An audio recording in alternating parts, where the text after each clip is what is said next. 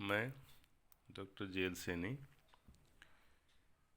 आज BSc part first maths paper first discrete mathematics का topic पुनरावर्ती संबंध रिकरेंस रिलेशंस के बारे में बताऊंगा। सबसे पहले न्यूमरिक फंक्शन संख्याक फलन क्या होता है ये हम पढ़ चुके हैं। Numeric function a0 a1 a2 dot dot ar dot dot के लिए एक समीकरण यानी एक इक्वेशन जो किसी r के लिए ar को उसके एक अथवा पूर्ववर्ती जैसे a0 a1 a2 है ना, इस प्रकार से ar-1 से संबद्ध करता है, पुनरावर्ती संबंध कहलाता है। यानी मान लो एक न्यूमरिक फंक्शन है ar, तो ये जो ar है इसको एक समीकरण किस प्रकार से संबद्ध करती है, इसके पूर्ववर्ती यानी इसके प्रोसीजर्स जो हैं, जैसे मान लो इस ar से पहले वाले मान जो हैं वो कौन कौन से हैं, जैसे a0 से लेकर ar-1 से रिलेट करता हो, वो पुनरावर्ती संबंध कहलाता है। फॉर एग्जाम्पल, जैसे उदाहरण के लिए, जैसे मान लो ar है equal to ar-1 plus ar-2, जहाँ जैसे ये a0 equal to 1, a1 equal to 1 तथा यहाँ पर r greater than equal to 2।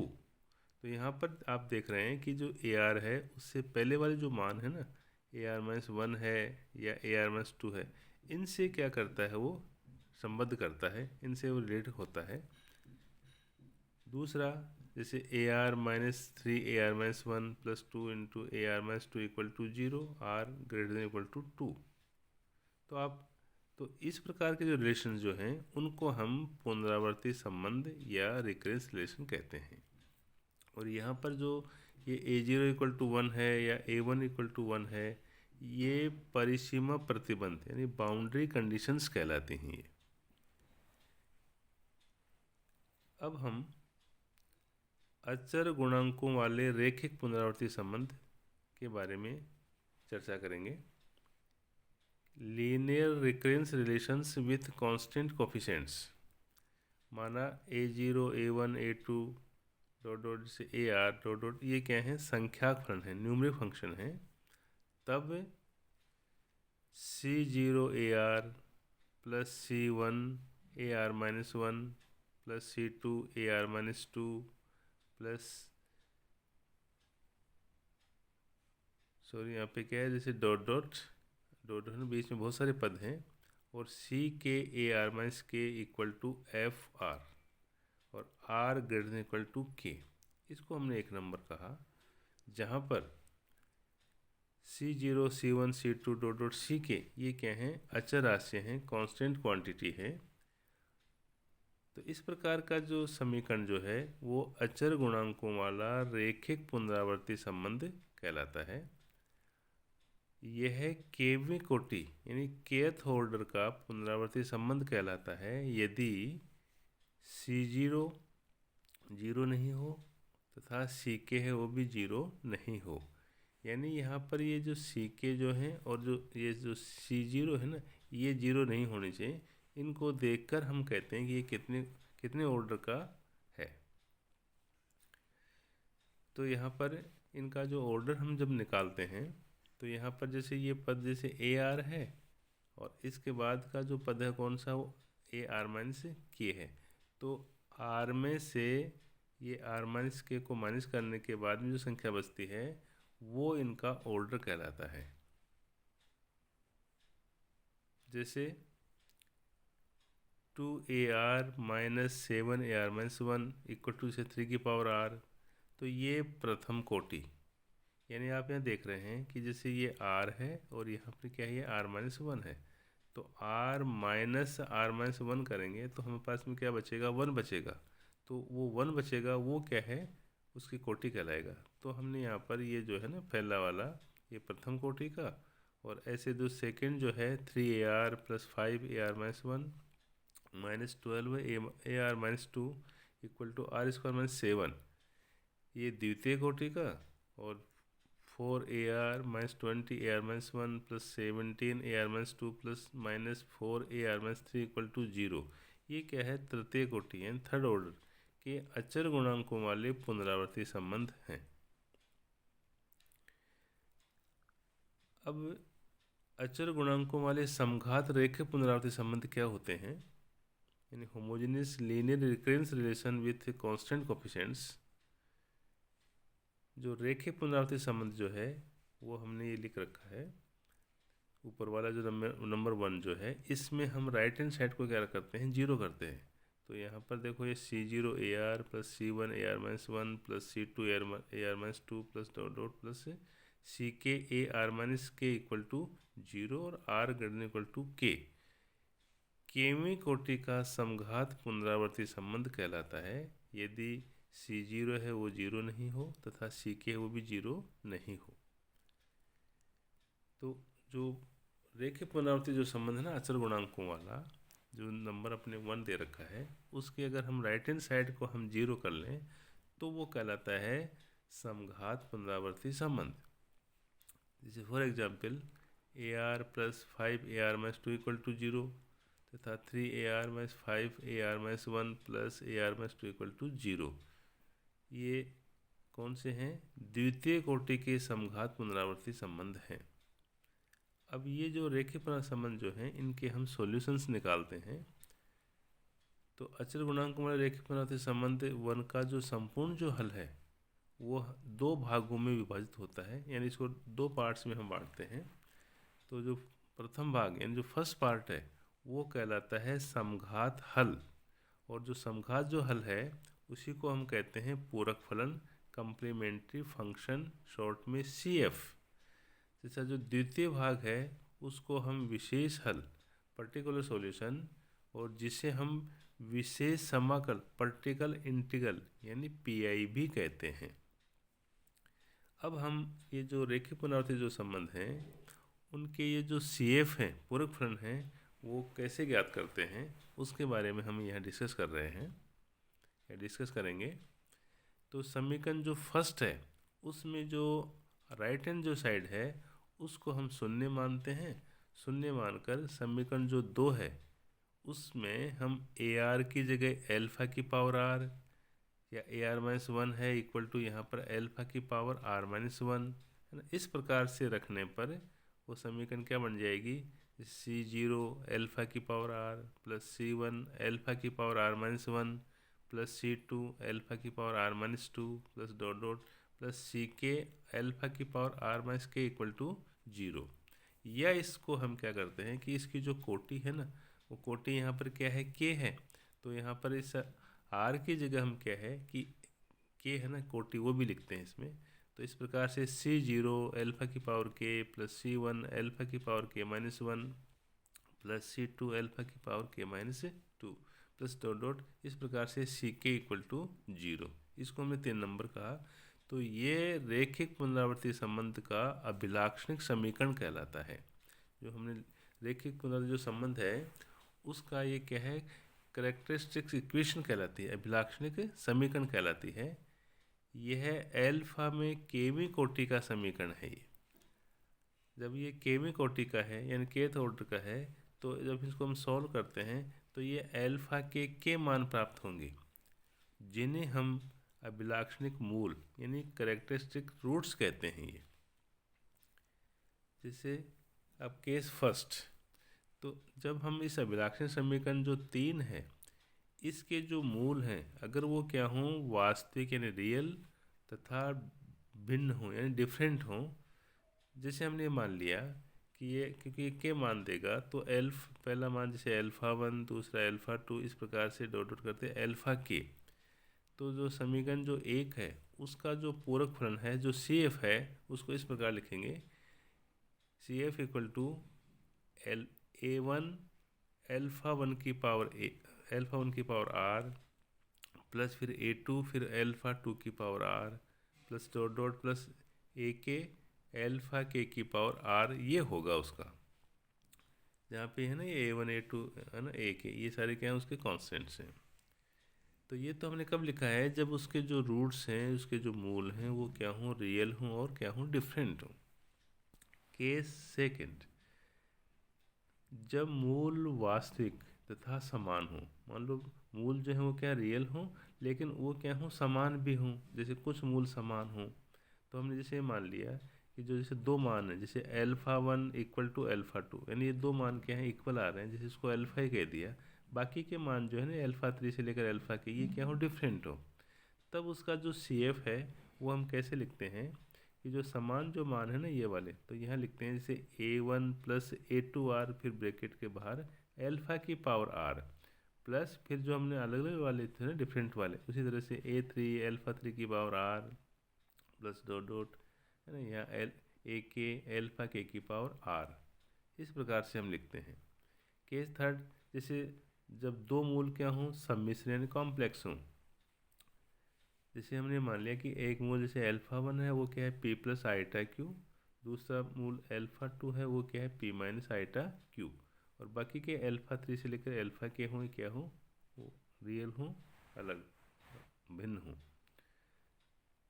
तो उसका जो सी एफ है वो हम कैसे लिखते हैं कि यहाँ पर देखो ये p प्लस आईटा क्यू है और यहाँ पर p माइनस आईटा क्यू है।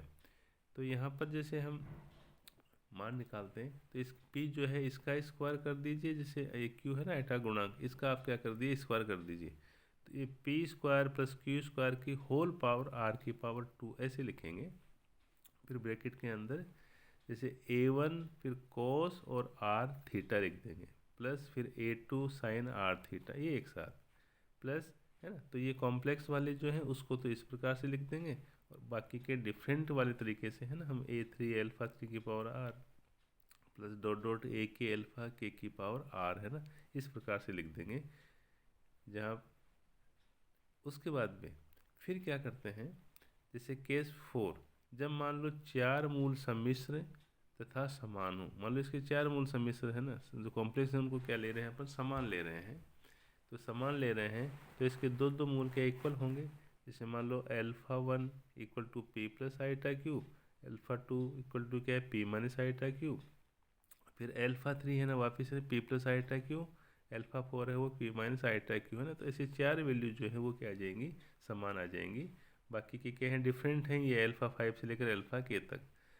तब इनका जो सी एफ है तो वो कैसे लिखेंगे कि p square plus q square की whole power r by two, फिर हम ब्रैकेट के अंदर, तो यहाँ पर देखो a one plus a two r को एक साथ लिख के कोस आर थीटा प्लस फिर ए टू तो आ गया तो इसके आगे वाला कौन सा कॉन्स्टेंट ले लेंगे a three plus a four r, फिर यहाँ पर क्या है साइन आर थीटा लिखेंगे प्लस फिर डिफरेंट की तरह ए फाइव एल्फा की पावर फाइव की पावर आर प्लस है ना इस प्रकार से डॉट डॉट ए के एल्फा के की पावर आर, जहाँ पे जो जहाँ tan theta equal to q by p, तो यहाँ पर जैसे ये है ना पी प्लस आईटा क्यू वगैरह, तो अगर यहाँ पे जो टेन थीटा जो है ना वो हम निकालेंगे तो यहाँ पर क्यू बाई पी कर देंगे।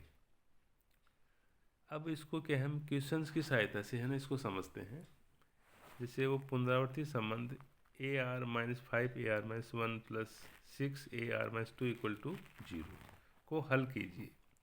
तो यहाँ पर क्या है कि राइट हैंड साइड क्या है शून्य है, वरना हमने देखा था कि राइट हैंड साइड को शून्य मानकर जब हम हल करते हैं तो वो क्या कहलाता है समघात हल कहलाता है, और समघात जो हल कहलाता है तो उसका जो सोल्यूशन आएगा तो वो जो सी एफ है ना पूरक फलन वो इसका क्या हो जाएगा संपूर्ण हल हो जाएगा। तो यहाँ पर ऑलरेडी क्या है एफ आर जो हमने लिखा था वो क्या है जीरो है, तो यहाँ का जो सी एफ निकालेंगे वो इसका क्या हो जाएगा टोटल सॉल्यूशन हो जाएगा। तो यहाँ पर ये जो इक्वेशन जो संबंध दे रखा है ना ये ऊपर वाला a r minus five a r minus one plus six a r minus two equal to zero, तो इसकी सबसे पहले हम क्या लिखेंगे अभिलाक्षणिक समीकरण लिखेंगे, करेक्टरिस्टिक इक्वेशन जो है ना वो लिखते हैं। तो उसके लिए आपको बताया था कि यहाँ पर इसकी जो कोटि है ना वो क्या है, जैसे ये r है और यहाँ पर क्या है, ये r-2 है, तो इनका डिफरेंस करेंगे तो क्या आएगा, 2 आएगा। तो वो जो k है ना उसकी जगह हम क्या 2 लिखते जाएंगे, तो यहाँ पर वो संगत समीकरण जो है ना वो क्या आ जाएगी, alpha square minus 5 alpha plus 6 equal to 0 implies. अब इसके फैक्टर करेंगे तो इसके फैक्टर हो जाएंगे alpha into alpha equal to 0। तो अब इसको सोल्व करते हैं तो अल्फा-2 इक्वल टू 0 से अल्फा का मान 2 आ जाएगा, और अल्फा-3 को अगर 0 के इक्वल करेंगे तो अल्फा का मान क्या आ जाएगा, 3 आ जाएगा। तो यहाँ पर अल्फा इक्वल टू क्या है, 2,3 जो है ना ये क्या है, इसके अभिलाक्षणिक मूल हैं, करेक्टरिस्टिक रूट्स हैं इसके। अब यहाँ पर आप देख रहे हैं कि ये वैल्यू जो है वो क्या है, मान जो है वो क्या है, रियल भी हैं और क्या है, डिफरेंट हैं, अलग अलग हैं। तो इनका जो CF है, जो पूरक फलन है, वो हो जाएगा, जैसे वहाँ पर हमने A1 A2 वगैरह ये लिए थे, हम क्या है कि कांस्टेंट से C1 C2 वगैरह भी ले सकते हैं। तो यहाँ पर C1 फिर वो मूल क्या है 2 की पावर r प्लस फिर दूसरा कांस्टेंट C2 और दूसरा मूल है 3, तो 3 की पावर r, इस प्रकार से लिखते हैं। तो यहाँ पर ये जो CF है ये उसका क्या हो जाएगा, पूर्ण हल हो जाएगा। अतः पुनरावृत्ति संबंध का संपूर्ण जो हल है वो क्या है, AR, कि वहाँ पर AR निकालना होगा। तो AR इक्वल टू क्या है, C1 2 की पावर r प्लस C2 3 की पावर r ना, ये इसका आंसर हो जाएगा। फिर हम जैसे दूसरा क्वेश्चन और लेते हैं कि 4AR minus 20AR-1 plus 17AR-2 4AR-3 equal to 0, इसको हल कीजिए। तो इसके संगत जो अभिलाक्षण समीकरण है वो क्या हो जाएगी कि यहाँ इसकी कोटि कितनी है, 3 है। तो ये 4 इंटू अल्फा की power 3 minus 20 alpha square plus 17 alpha minus 4 equal to 0। तो उसके बाद में इसको क्या करते हैं अपन, इसका फैक्टर करने के लिए इसको सॉल्व करते हैं। तो अब इसके देखो दो दो के फैक्टर तो हो नहीं रहे, तो हम यहाँ पर क्या कि अल्फा की जगह है ना वो शेषफल जो फर्मे है ना उसके अनुसार इसको देखते हैं। तो आप जैसे मान लो अपने जैसे 1 रखा, 2 रखा, 3 रखा, इस प्रकार से रखेंगे ताकि ये मान क्या जाए, 0 हो जाए। तो यहाँ पर अल्फा की जगह अगर अपन 4 रखते हैं तो 4 रखने में देखो 4 इंटू 4 का whole cube minus 24 square plus 17 into 4 minus 4 equal to, तो 4 इंटू ये आ गया 4 का क्यूब आ गया 64 माइनस 20 और 4 स्क्वायर कितना आ गया 16 प्लस ये 68 माइनस 4, इनको जैसे अपने सोल्व किया तो ये आ गया 256 माइनस है ना ये 320 प्लस 68 माइनस 4, तो यहाँ पर प्लस के हो गए 324 माइनस के हो गए 324, तो क्या आ गया 0। तो ये अल्फा का मान 4 रखने पर ये समीकरण क्या होगी 0। इसका मतलब क्या है कि ये अल्फा माइनस 4 इक्वल टू 0 है ना, ये इसका क्या एक फैक्टर है, इसका एक गुणनखंड है। अब हम अन्य फैक्टर्स निकालने के लिए आप क्या करें कि ये जो 4 alpha cube minus 20 alpha square plus 17 alpha minus 4 जो है ना, ये इसको आप क्या है कि इस अल्फा माइनस 4 से क्या करते हैं, हम डिवाइड करते हैं। तो डिवाइड करने के बाद में जैसे मान लो यहाँ पर ये 4 अल्फा स्क्वायर से हुआ तो इसको लिख दिया 4 alpha cube minus 16 alpha square, इसको सॉल्व किया तो ये कैंसिल हो गए। यहाँ पर बचा माइनस का 4 अल्फा स्क्वायर ऊपर से प्लस 17 अल्फा माइनस 4। उसके बाद वापस देखो अल्फा माइनस 4 है तो इसको हमने इंटू किया माइनस 4 अल्फा से, तो ये आ गया माइनस का 4 अल्फा स्क्वायर प्लस 16 अल्फा। उसके बाद में इसके निशान चेंज करेंगे ना, तो ये यहाँ पर क्या है कि यहाँ पर देखो इसको प्लस कर लिखना भूल गए, तो ये कैंसिल हो जाएंगे और यहाँ पर अल्फा माइनस 4 फिर है ना यहाँ पर प्लस 1 बार डिवाइड हुआ ये, तो अल्फा माइनस 4 निशान चेंज किए तो ये क्या आ गया 0 बच गया। तो इस प्रकार से हम जो ये 4 alpha cube minus 20 alpha square plus 17 alpha minus 4 equal to 0 है, ये इसके फैक्टर्स ऐसे हो जाएंगे। तो ये अल्फा माइनस 4 इंटू ये 4 alpha square minus 4 alpha plus 1 equal to 0, तो इम्प्लाइज ये अल्फा माइनस 4 इंटू इसके जो फैक्टर करेंगे तो ये किसका फॉर्मूला बन जाएगा 2 अल्फा माइनस 1 का होल स्क्वायर का इक्वल टू 0। अब अल्फा माइनस 4 को 0 के इक्वल करेंगे तो अल्फा इक्वल टू 4 आ जाएगा। 2 माइनस अल्फा 1 का होल स्क्वायर इक्वल टू 0, तो इसको हम जैसे सोल्व करेंगे तो इसके दो मान आ जाएंगे, अल्फा इक्वल टू हाफ और हाफ।